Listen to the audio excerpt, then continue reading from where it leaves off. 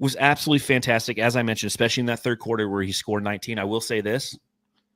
I went on FanDuel at halftime, and I saw it was plus 124 for Kevin Durant to score 8 points in the third. Pfft. Money, cash. He had that with like 7 minutes left in the quarter. But, watching Kevin Durant play and the manner in which he went out there again tonight and carried this team offensively for stretches, it's unbelievably impressive. And I'll say this, and I'll ask you this question. Do we all appreciate that we are witnessing one of the all-time greats have an all-time great season? Yeah. I mean, isn't that crazy? I mean, I was listening to Bill Simmons. Obviously, this is his 58th game of the season. I mean, like Nurk, he's been so consistent. And I think that his stats may earn him a first-team All-NBA spot if he stays this way, if he continues to have these blistering hot games where he's leading the team in points. Like, he has to be there. It's kind of going under the radar. I think it's just because of the way the Suns season has gone and our frustration sometimes with him losing the ball in critical moments of the game to where it's like turnover after turnover, but everything else he does overlooks that. So we do kind of nitpick a little bit, but I think it's been a great season where he's earned a spot, I feel like, in at least a second or first team this year. But also his defense is rebounding, the all-out effort that he puts out there, like game to game, that's overlooked as well. I really think that even tonight when he had a huge rebound towards the end of the game, like falling out of bounds with his long bony legs, he had just enough to hover over that line with his little tiny butt and just throw it back into bounds. I think it was to book.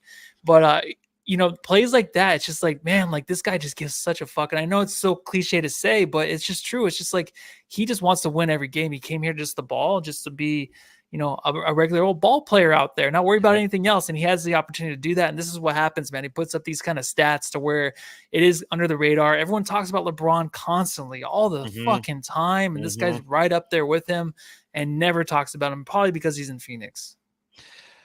I'll say this. I wore tonight my Welcome to the Desert Durant shirt. The shirts that they gave out at his opening press conference, because I was thinking about it. And, for those of you who watched the last post-game podcast, I was on with Suns Geek, and I had my little Kevin Durant rant. My Kevin Durant. Oh, shit. It's genius. And it really got me thinking. It's one of those things when you watch this team all the time and you have frustrations with every member of the team. That happens. That's what every fan base does. Is if you're a true fan.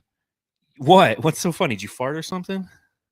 No, Creepy Crawley just put little tiny butt. I forgot he said that. So when I saw that, I was like, oh yeah, I forgot I said little tiny butt. So now I'm thinking of his little tiny butt. All right. Okay.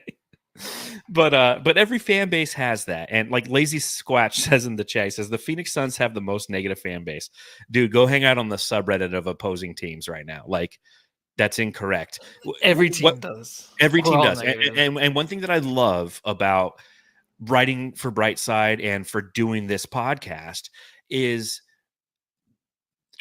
9 times out of 10, 9 viewers or listeners out of 10 are the passionate fans of the Suns fan base. This is the community. Those of you who are live in the chat or those who watch later or listen later, you're in this select little community that truly cares about this team and watches them all the time. You're not the casual fan. You're the psycho. You're the fanatic.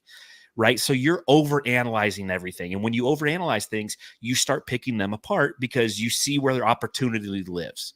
And that's what we do night to night. After every Suns game, we go live right here on the Suns Jam Session. And when we talk about the great things that we saw, and we saw about the opportunities or the things that frustrated us, right? So it's not that we're negative or your fellow fans in the chat are negative.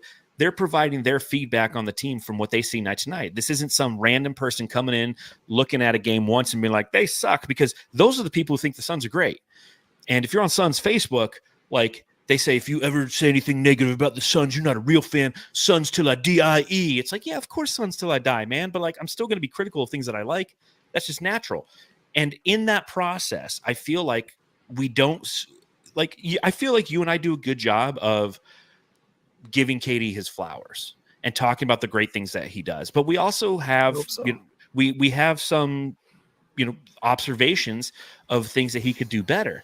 But I don't want that to take away from us appreciating that we are watching an all-time great NBA player in a Suns jersey having an all-time great NBA season, because that's what's happening. He's shooting the second best three-point shooting percentage of his entire career. He's having the third best field goal percentage of his entire career. He's scoring the third or the fourth most points per season that he's ever scored in his career, and he's doing it in a Phoenix Suns jersey. And we all know that his ability to score when the Suns need to get some points and they can go to Kevin Durant, he's going to do it. Now, I know that we can get frustrated with the fact that he might go a little isolation heavy, but you know what? Go back and watch Jordan and tell me if you ever watched him do any isolation. Yeah, he lived there. And the other thing that I wanted to point out is I talked a little bit earlier about how the Suns consistently are getting better month after month relative to their defensive rating as a team. It starts with Kevin Durant. In November, he had a defensive rating of 117.3. And then in December, it was 116.7. And then in January, it was 116. And February is 110.5. And then in March, it was 109.2. Now, defensive rating for an individual player does have something to do with the players around you because it's production over 100 possessions, and it's not just you individually. But every month, he's getting better defensively. Every month, he's still putting up that same consistent scoring, but he's getting better defensively. So that's a driving force as to why the Suns are getting better. It's because they got Kevin Wayne Durant.